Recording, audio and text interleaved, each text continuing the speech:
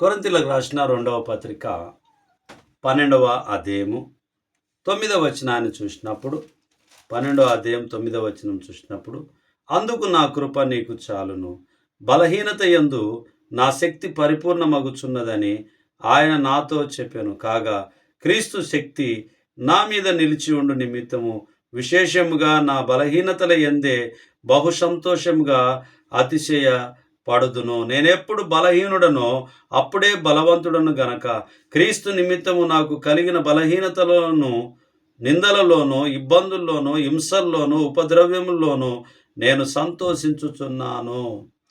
మరి మనము నా కృప నీకు చాలును అని చెప్పి మరి దేవుని వాక్యం గుర్తు చేయబడుతుంది. నీ కృప నాకు చాలును, నీ కృప లేనిదే నే బ్రతుకలేను, నీ కృప నాకు చాలును, నీ కృప లేనిదే నే బ్రతుకలేను, నీ కృప లేనిదే నే బ్రతుకలేను.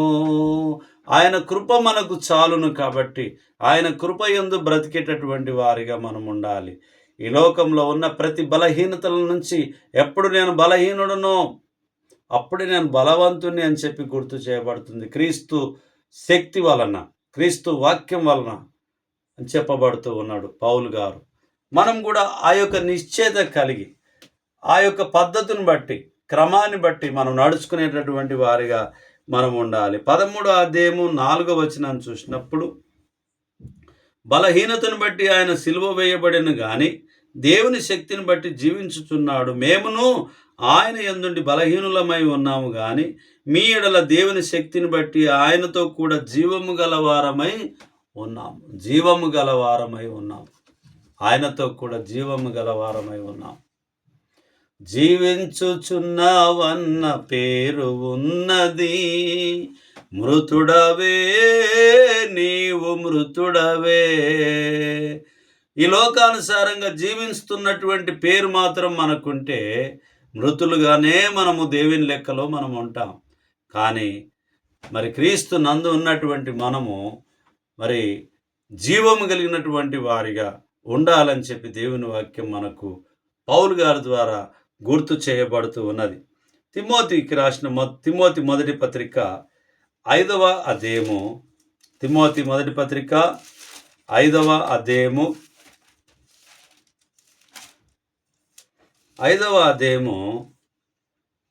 23వ వచనం చూసినప్పుడు, ఇక మీదట నీళ్లు త్రాగక నీ కడుపు జబ్బు నిమిత్తమును తరచుగా వచ్చు బలహీనతల కొసరమును ద్రాక్షారసము కొంచెంగా పుచ్చుకొనుము. కొందరి పాపములు తేటగా బయలుపడి న్యాయపు తీర్పునకు ముందుగా నడుచుచున్నవి, మరికొందరి పాపములు వారి వెంట వెళ్ళుచున్నవి. అటువలే మంచి కార్యములు తేటగా బయలుపడుచున్నవి, బయలుపడనివి దాచబడనేరవు. ఒకవేళ బయలుపడనివి దాచబడనేరవు. ఇక మీదట నీళ్లు త్రాగక నీ కడుపు జబ్బు నిమిత్తమును తరచుగా వచ్చు బలహీనతల కొసరము ద్రాక్షారసము కొంచెంగా పుచ్చుకొనుము. ఈ లేఖనాన్ని మనం చూసినప్పుడు మరి ఈ 5వ అధ్యాయము బాధ్యతలను గురించిన ప్రదేశములలో అవలంబించాల్సినటువంటి పద్ధతుల గురించి, తొందరపాటుతో ఎవరిని బాధ్యత వహించటానికి అనుమతించకూడదు అనేటటువంటి విషయాన్ని మరి గుర్తు చేయబడుతూ ఉన్నది. అపోస్తలుడైనటువంటి పౌలు గారు తిమోతికి రాసినటువంటి ఈ పత్రికలో ఆయన గుర్తు చేస్తూ ఉన్నాడు. హెబ్రీయులకు రాసిన పత్రిక 4వ అధ్యాయము 15వ వచనాన్ని మనం చూద్దాం. హెబ్రీయులకు రాసిన పత్రిక 4వ అధ్యాయము 15వ వచనాన్ని మనం చూద్దాం. 4:15.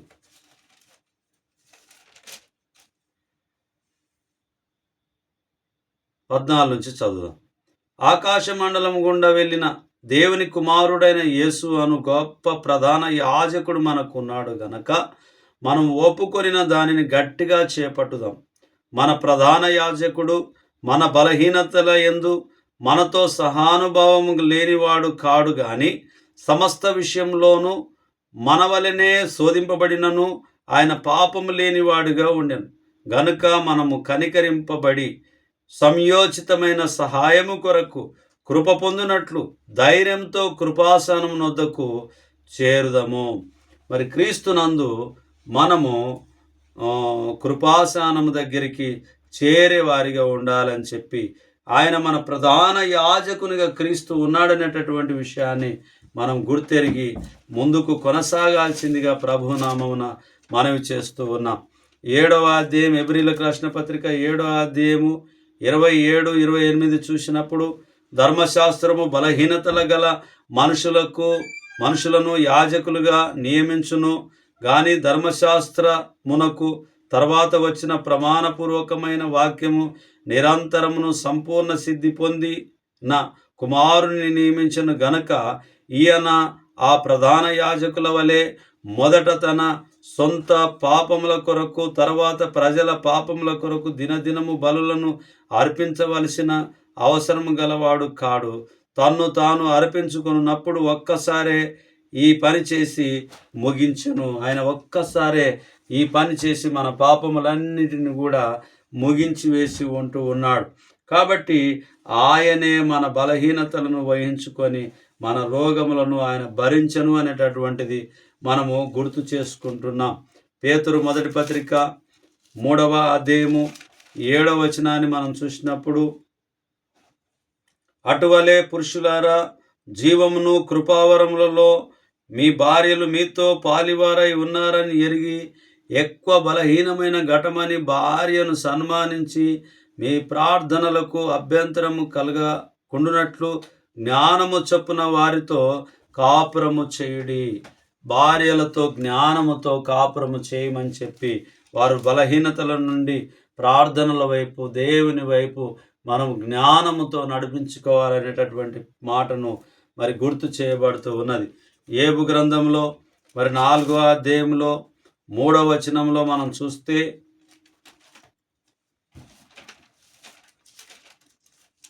4వ అధ్యాయము 3వ వచనము, అనేకులకు నీవు బుద్ధి నేర్పిన వాడవు, బలహీనమైన చేతులను బలపరిచిన వాడవు. బలహీనమైనటువంటి చేతులను బలపరిచిన వాడు దేవుడే అయి ఉంటున్నాడు. ఆ బలవంతుని దగ్గర మనము బలపరచబడినటువంటి బిడ్డలుగా మనం ఉండాలని చెప్పి దేవుని వాక్యం మనకు గుర్తు చేయబడుతూ ఉన్నది. ఇర్మియా గ్రంథము 38వ అధ్యాయము 4వ వచనాన్ని చూద్దాం ప్రియులారా. 38:4 3-4 కలుసుకొని చూద్దాం. మత్తాను కుమారుడైన షెపట్యయును ఫషూర్ కుమారుడైన గెదల్యాను షెల్యామ్యా కుమారుడైన యూకాల్ను మల్కియా కుమారుడైన ఫషూర్ను వినిరి గనక ఆ ప్రధానులు రాజుతో మనవి చేసినది ఏమనగా, ఈ మనుషుడు ఈ ప్రజలకు నష్టము కోరువాడే గాని క్షేమము కోరువాడు కాడు. ఇతడు ఇట్టి సమాచారం వారికి ప్రకటన చేయుట వలన ఈ పట్టణంలో నిలిచి ఉన్న యోధుల చేతులను ప్రజలందరి చేతులను బలహీనము చేయుచున్నాడు. చిత్తగించి వానికి మరణ శిక్ష విధింపుము. మానవులు ఈ లోకంలో మరి నష్టపరిచేటటువంటి వారిగా ఉంటారు, కానీ దేవుడు మనల్ని ఆశీర్వదించే దేవునిగా మనకున్నాడు. మన పాపాలను క్షమించే దేవునిగా ఉంటూ ఉన్నాడు. మన పాపముల నిమిత్తము ఆయన శిలువ మ్రానును మోసుకోవడానికి మోసి ఉన్నాడు. కొరడాలతో దెబ్బలు తిన్నాడు. ఆయన ముఖం మీద ఉమ్మి వేసుకున్నాడు. తల మీద ముళ్ళ కిరీటాన్ని ధరించుకున్నాడు. శిలువ మ్రానును మోసి ఉన్నాడు. బల్లెముతో పొడిపించుకున్నాడు. తన వస్త్రాలను తీసుకొని చీటీలు వేసుకున్నప్పటికి కూడా ఆయన వచ్చిన కార్యాన్ని నెరవేర్చడానికి, తండ్రి అయిన దేవుని చిత్తాన్ని నెరవేర్చడానికి కుమారుడు ఈ లోకంలో మన నిమిత్తము ఆయన శిలువ మ్రాను మీద మౌనంగా ఎక్కి ఉన్నాడనేటటువంటిది జ్ఞాపకం చేసుకోవాలి ప్రియులారా. యెహెజ్కేలు గ్రంథము 16వ అధ్యాయము 30వ వచనాన్ని చూస్తే, యెహెజ్కేలు 16:30 వచనాన్ని చూసినప్పుడు, నీ హృదయం ఎంత బలహీనమాయను, సిగ్గుమాలిన వేశ్యక్రియలైన వీటినన్నిటినీ జరిగించుటకై నీవు ప్రతి అడ్డదోవను గుళ్ళను, ప్రతి రాజనీధిని ఒక బలిపీఠం కట్టుట వేశ్య చేయనట్టు చేయక జీతం పుచ్చుకొన నల్లక ఉంటివి. వ్యభిచారిణియగు భార్య తన పురుషుని త్రోసివేసి, ఇక్కడ మనం ఆలోచన చేస్తే నీ హృదయం ఎంత బలహీనమాయను, సిగ్గుమాలిన ఏష్య క్రియలు చేయుచున్నావు అని చెప్పి గుర్తు చేయబడుతున్నది. మన హృదయం బలహీనంగా ఉండొద్దు అని చెప్పి హెచ్చరిక మాటలు మనకు గుర్తు చేయబడుతున్నది. కొరింథీయులకు రాసిన మొదటి పత్రిక 8వ అధ్యాయము 7వ వచనం నుంచి 12వ వచనం వరకు మనం చూద్దాం. కొరింథీయులకు రాసిన మొదటి పత్రిక 8వ అధ్యాయము 7 నుంచి మనం చూద్దాం. అయితే అందరి యందు ఈ జ్ఞానము లేదు, కొందరిది వరకు విగ్రహమును ఆరాధించిన వారు గనుక తాము భుజించు పదార్థములు విగ్రహమునకు బలి ఇవ్వబడినవి ఎంచి భుజించుదురు. ఇందువలన వారి మనస్సాక్షి బలహీనమైనదై అపవిత్రమగుతున్నది. భోజనమును బట్టి దేవుని ఎదుట మనము మెప్పు పొందము. తినకపోయినందున మనకు తక్కువ లేదు, తినినందున మనకు ఎక్కువ లేదు. అయినను మీకు కలిగి ఉన్న ఈ స్వాతంత్రము వలన బలహీనులకు అభ్యంతరం కలగకుండా చూచుకొనుడి. ఏలయనగా జ్ఞానము గల నీవు విగ్రహముల యందు భోజన భక్తిని కూర్చుండగా ఒకడు చూచిన ఎడల బలహీనమైన మనసాక్షి గల అతడు విగ్రహములకు బలి ఇవ్వబడిన పదార్థములను తినుటకు ధైర్యము తెచ్చుకొనును గదా. అందువలన ఎవని కొరకు క్రీస్తు చనిపోయెనో ఆ బలహీనుడైన నీ సహోదరుడు నీ జ్ఞానమును బట్టి నశించును. దేవుని మాటను వినక మనకిష్టమైనటువంటి పద్ధతిలో మనం ఉండడం వల్ల నశించిపోతాము అని చెప్పి దేవుని మాటలు గుర్తు చేయబడుతున్నది. చెప్పిన దాన్ని మనం చేయడము చాలా శ్రేయస్కరమై ఉంటున్నది. గలతీలకు రాసిన పత్రిక 4వ అధ్యాయము